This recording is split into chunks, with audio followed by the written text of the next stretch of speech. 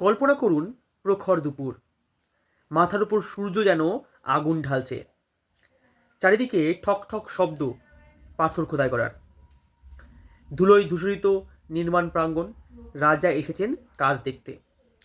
তিনি এক জায়গায় দেখলেন সারিবদ্ধভাবে অনেকগুলি শ্রমিক পাথর খোদাই করছে। তিনি প্রথম শ্রমিকের সামনে দাঁড়ালেন। শ্রমিকটির মাথায় ঘাম, মুখটা কোঁচকানো, প্রতিটি হাতুড়ির ঘায়ে যেন একরাশ বিরক্তি প্রকাশিত হচ্ছে। রাজা অত্যন্ত নিচু স্বরে প্রথম শ্রমিকটিকে প্রশ্ন করলেন, ভাই, আপনি এখানে কি করছেন? প্রথম শ্রমিকটি কর্কশ গলায় এবং রেগে গিয়ে বললেন, দেখছেন না পাথর কাটছি, কপাল মন্দ তাই হাড় ভাঙা খাটুনি খাটতে হচ্ছে এই প্রখর রৌদ্রের মধ্যে, না হলে তো আর পেট চলবে না। রাজা এগিয়ে দ্বিতীয় শ্রমিকের কাছে গেলেন। দ্বিতীয় শ্রমিক শান্তভাবে কাজ করছে, চোখে মুখে কোনো উৎসাহ নেই। রাজা তাকেও একই প্রশ্ন করলেন, আপনি এখানে কি করছেন? দ্বিতীয় শ্রমিক শান্তভাবে হাতুড়িটা নামিয়ে রাখলো এবং মহারাজের প্রশ্নের উত্তর দিল, মহারাজ, আমি এখানে কাজ করছি, দিন শেষে মাইনে পাবো, তাই দিয়ে আমার সংসার চলবে, এই আমার জীবন। মহারাজ এবার তৃতীয় শ্রমিকের কাছে গেলেন। শ্রমিকটি অদ্ভুতভাবেই গুনগুন করে গান গাইছে আর ছেনি হাতুড়ি চালাচ্ছে। অদ্ভুত ব্যাপার, একই রোদ, একই ধুলো, একই কাজ, কিন্তু তার চোখে মুখে অদ্ভুত এক উৎসাহ।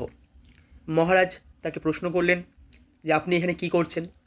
শ্রমিকটি ক্ষণিকের জন্য হাতুড়িটি থামিয়ে আকাশের দিকে তাকিয়ে একগাল হেসে বুক ফুলিয়ে উত্তর দিল, মহারাজ, আমি এখানে এক এমন মন্দির নির্মাণ করছি যা ভবিষ্যতে হাজার হাজার মানুষের শান্তির আশা, শান্তির জায়গা হয়ে উঠবে।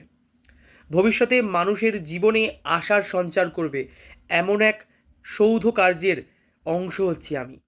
এই গল্পে আমরা তিনটি শ্রমিককে পেলাম, যারা একই পরিবেশে একই কাজ করছিল, কিন্তু প্রথম শ্রমিকের কাছে কাজটি ছিল বোঝা। দ্বিতীয় শ্রমিকের কাছে কাজটি শুধুই জীবিকা, কিন্তু তৃতীয় শ্রমিক, তার কাছে কাজটি ছিল সৃষ্টির আনন্দ, নির্মাণের গৌরব। অর্থাৎ আমরা আমাদের জীবনে যে কোনো কাজই না করি না কেন, কাজটি শুধুমাত্র বোঝা কিংবা জীবিকা না ভেবে একটা কোনো মহৎ উদ্দেশ্যের, মহৎ লক্ষ্যের নিমিত্ত হিসেবে যদি কাজটিকে আমরা দেখে নিই, তাহলে হয়তো আমরা নিজেদের কাজে তৃপ্তি খুঁজে পাবো।